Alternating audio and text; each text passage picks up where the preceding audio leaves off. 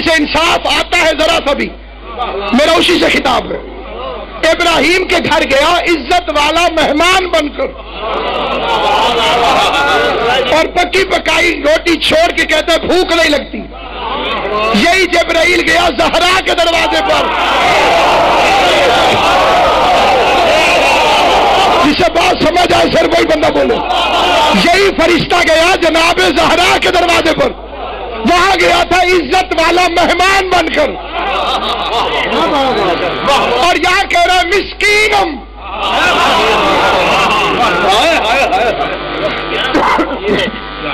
جس کے پاس ریکارڈنگ ہو رہی ہے وہ ریکارڈ کر، جو لکھنا چاہتا ہے وہ بے شک قرآن لے کر آئے، میں حاشیے پر لکھ کے دیتا ہوں، حاشیے پر قرآن مجید کے لکھ کے دیتا ہوں. ضامن دیتا ہوں جو اس مجمع میں تشریف فرما ہے، خضر خان صاحب، مظہر خان صاحب، اظہر خان صاحب میرے ضامن بن جائے. اگر میں نے ترجمہ غلط بتایا میں ممبر پہ آنا چھوڑ دوں. جو علم ہے میرے سامنے حضرت عباس کی، قرآن مجید کی لغت اٹھا کے مسکین کا ترجمہ دو کہ مسکین کہتے کسے.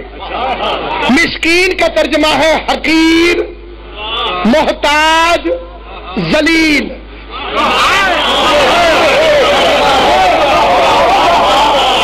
قرآن کی قسم میرے پاس پر ہوتے میں اڑ کے یہ فکرہ پڑھتا.